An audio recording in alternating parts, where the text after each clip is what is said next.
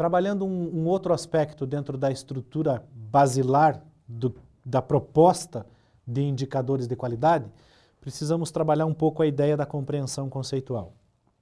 Baseado também em alguns autores, a respeito de como esses elementos conceituais se dão e que relacionabilidade são propostas a partir destas relações de conceitos. O que se propõe aqui nesse esquema é que nós possamos compreender quais são os elementos de um conceito. Significante conceitual é a linguagem. Quem estabelece esse início de linguagem na preparação da sua aula é o próprio professor.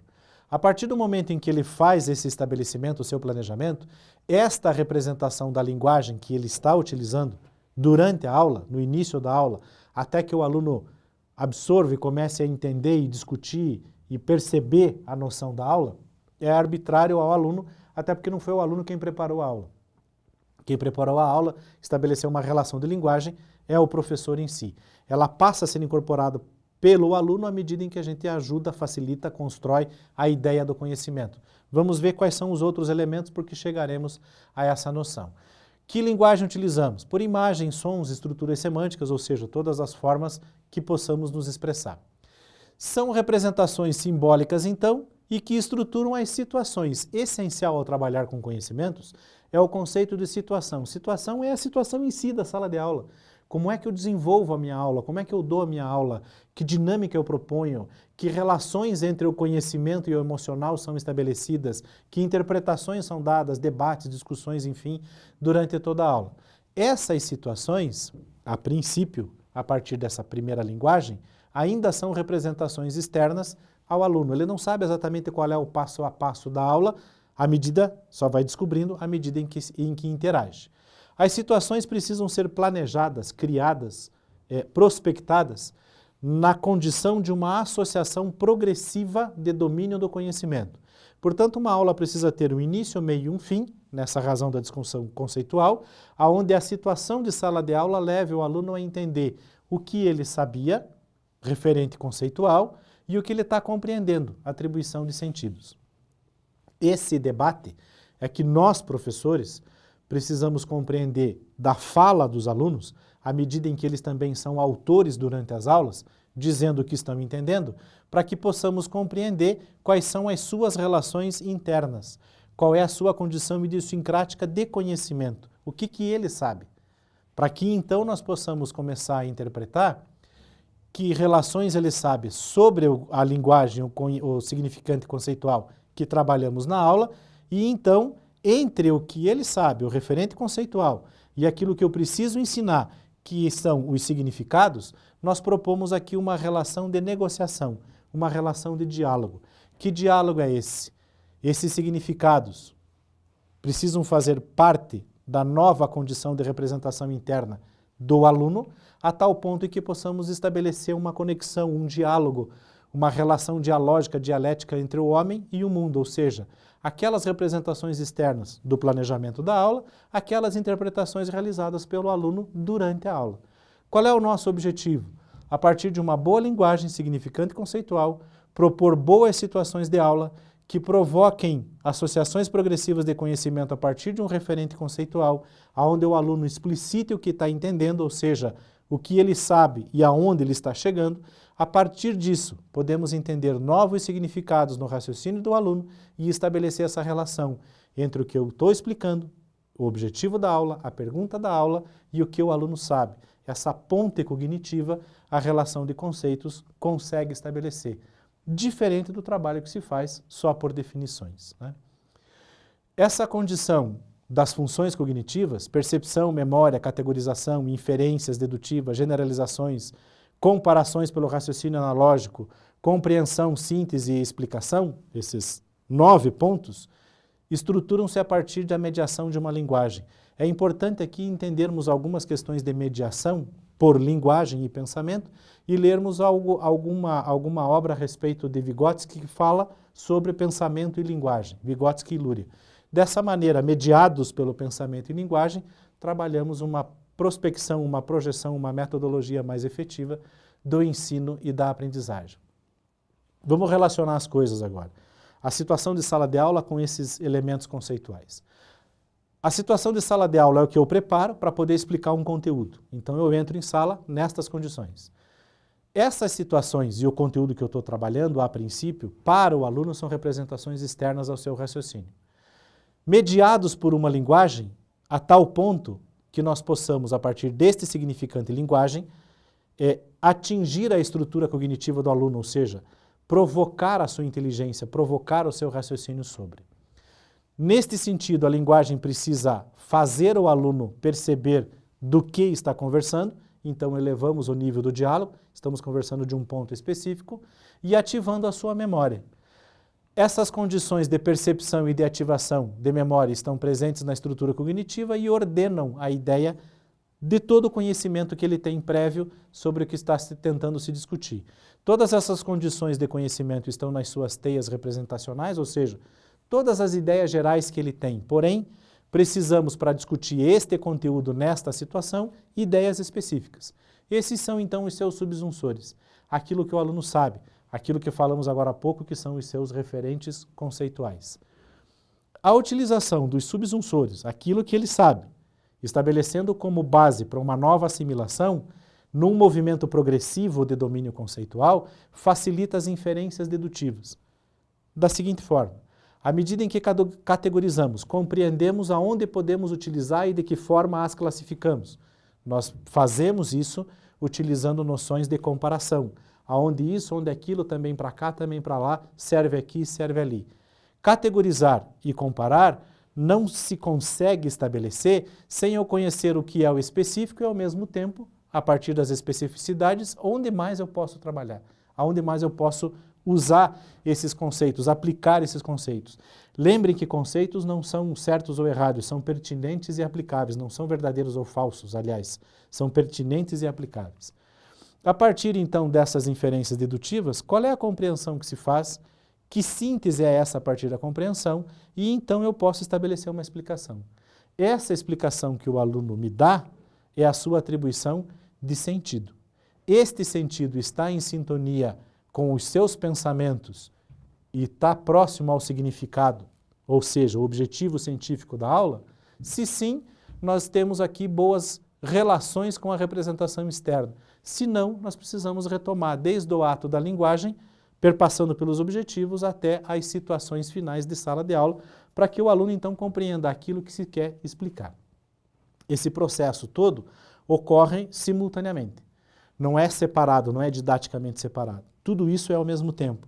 Essas inferências dedutivas, todas ao mesmo tempo.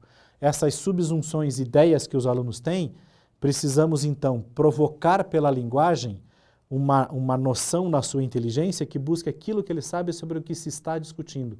Dessa forma, fecha-se o diálogo. Fechando o diálogo num foco, num tema, nós elevamos a ideia do diálogo e então melhoramos a situação da sala de aula. Passamos então a ter aulas interativas, integradas, discutidas, debatidas, mais participativas por conceitos, não mais ou efetivamente só por definições, embora elas façam parte, né? O desenvolvimento da aula a partir do raciocínio do professor que planeja as representações cognitivas e do aluno que se bem provocado a sua condição de inteligência e a sua condição emocional, tem certas expectativas sobre essas representações cognitivas, ou seja, que aula eu vou ter, que aula vai ser essa, como vai ser essa aula. A partir do campo ideacional, então, constrói-se a aula e o aluno tem expectativas sobre a aula que vai receber. A realidade dessa relação ideacional é para trabalharmos significantes conceituais, ou seja, linguagens dentro de situações que me dão mediações dos subsunsores, ideias que são dos alunos que estão aprendendo os conceitos e os conceitos que estamos trabalhando. Neste sentido, de que maneira atribuem sentidos e de que maneira negociamos significados. Assim nós trabalhamos entre sentidos e significados, ensino e aprendizagem, de uma abordagem integradora, ou seja, uma aprendizagem que tenha por base a relação da teoria da aprendizagem significativa. Idealizamos a aula nas representações, operacionalizamos a aula nas situações, linguagens e negociações, sentidos e significados, e percebemos que a aula funcionou, a aula deu certo, desde o ato do meu planejamento até o ato do aprender do aluno.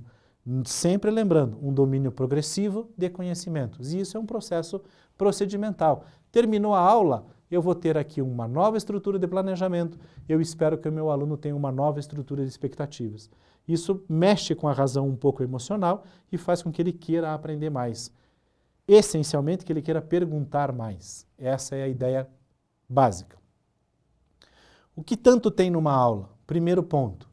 Qual o nível cognitivo, ou seja, qual é o nível desses alunos, que tipo de provocação eu posso propor para o desenvolvimento da sua inteligência, para a construção dos seus conhecimentos, que passos eles vão dar nessa direção.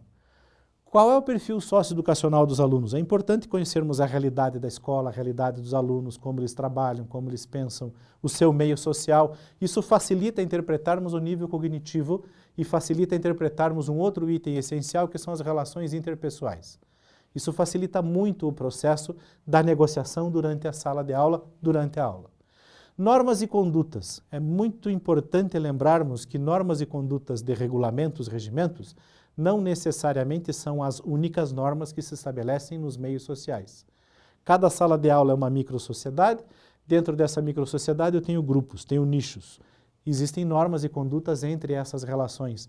Pessoas adultas ou não, crianças, adolescentes, enfim, existem normas de aceitabilidade e de preterição. A aula em si, contexto da aula, conteúdo que eu vou trabalhar, situação de sala de aula, métodos que eu posso utilizar, histórico desse conceito que eu vou trabalhar, segurança durante a aula, domínio de conteúdo, porém um domínio integrador, tantas outras áreas, auxiliando, combinando para que eu explique os conceitos. Conteúdo a ser desenvolvido, preciso compreendê-lo, inclusive no contexto a sua linguagem. Como eu vou planejar o contexto para a aula?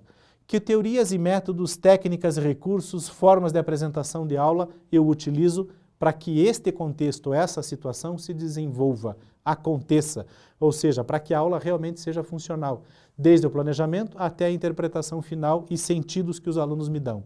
Quais questionamentos? Esses questionamentos precisam ser previamente pensados. Quais questões eu posso propor aos meus alunos que instigue o seu nível cognitivo a tal ponto, não que ele me responda só as questões, mas que ele construa mais perguntas a partir disso. Quais são as tarefas de reforço? Elas são só quantitativas, é só reforço por treinamento, ou ela é qualitativa, ela busca a discussão de todos os conteúdos, conceitos que foram trabalhados na aula? Só por fim a avaliação. Lembrando que a avaliação surge desde a ideia do contexto, do conteúdo e do seu planejamento. É aqui que surgem as perguntas da avaliação. Cada pergunta que a aula propõe é uma possibilidade de uma pergunta na avaliação. Cada pergunta que a aula propõe é que leva a uma resposta que se atinge então a um determinado objetivo. Disso é que eu monto a estrutura da avaliação em si. A questão de infraestrutura na escola é importante, nós sabermos como a escola é na sua relação física. A física especial refere-se a laboratórios, biblioteca, enfim, estruturas de apoio didático, e os recursos humanos. Quais são os outros meus colegas para que esse contexto seja integrador, para que nós possamos combinar domínios das áreas a tal ponto em que uma área ajude a outra ao aluno melhor construir o seu conhecimento. E relações de gestão, de governança da escola também é importante para que nós possamos ter uma ideia de como isso se processa, como ocorrem esses atos decisórios dentro da escola. Existem conselhos escolares, é participativa, é um pouco mais aberta, é mais democrática, é um pouco mais doutrinária dentro de determinada linha. Que tipo de escola é essa? Como essa escola é, como ela funciona? Tá? Desta forma, nós compreendemos todas as condições necessárias para que possamos ter a consciência de trabalhar o ato da aula, o evento educativo da aula. Nível cognitivo, perfil, relações interpessoais, normas, toda a organização que a aula exige, as relações de infraestrutura, as relações de gestão, nos localizam dentro do que é a aula que nós iremos trabalhar então.